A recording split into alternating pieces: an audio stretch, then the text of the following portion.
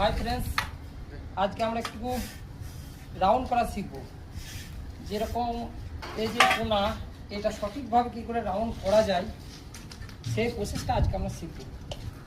যেমন সাধারণত এই রাউন্ডটা কোনো কিন্তু মাপ নয়, আনকমন একটা মাপ কীভাবে সঠিকভাবে নেওয়া যায় সেই পদ্ধতিটা আজকে জানবো।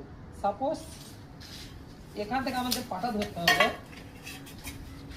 যেমন এই যে পাটা ধরে দেখতে হবে যে আমাদের রাউন্ডটা কত দূর পর্যন্ত নেবো, ওটা নিজেদের উপর ডিসাইড। আর যদি বা ইঞ্জিনিয়ার কেউ বলে থাকে যে না আমাদের এভাবে নিতে হবে, তাহলে সেভাবে সেরকম নেবো।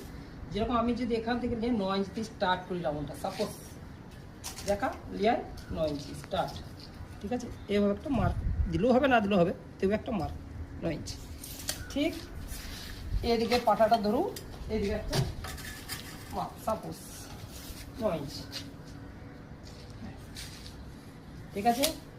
সেম সামনে একটু মশলা ভেঙে দিলে ভালো হয়, যেমন একটু ভেঙে দিলে এটা একটা মার্ক করার জন্য। সাপোজ এই যে দেয়ালটা আছে, এই দেয়াল থেকে ঠিক 9 ইঞ্চি যে ক্যামেরাটা নিয়ে এই যে 9 ইঞ্চি, হ্যাঁ এইভাবে নেবেন। এই যে 9 ইঞ্চি এভাবে একটা মার্ক করে দিলাম। সেম প্রসেস এইদিকে কিছু না, এইদিকে ঠিক এইদিকে যেরকম দিলাম ঠিক ওরকম পদ্ধতি এটা একটু মেরে দিতে হবে। দেখুন আমাদের মাপ রেডি।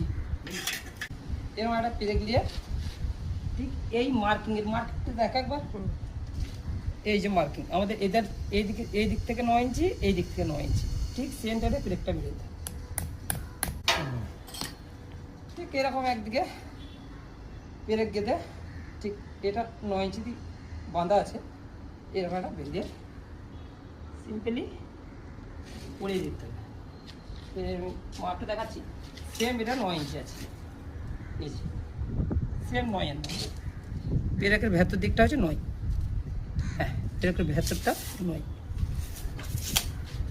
সিম্পলি কিনা সেটা এটা ধরে এই যে আমার যেখানে মাপ আছে সেম মাপটা দেখা ভালো করে দেখতে পাচ্ছেন, এই যে মাপ আছে এই মাপের কাছে এটা পুরোটাই এক। এই যে সিম্পল, এটা কিচ্ছু না, হয়ে গেল আমাদের রাউন্ড।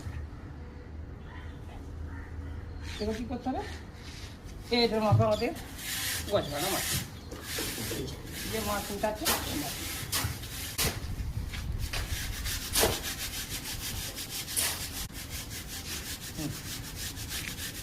এবার কি করতে হবে সেটা এখান থেকে উলুম করে দেখতে হবে, এই দিক থেকে উলুম করে দেখে ঠিক করে দিলি কানা রেডি।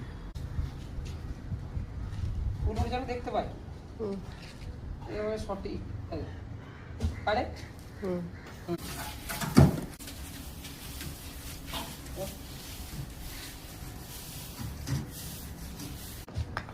ডান।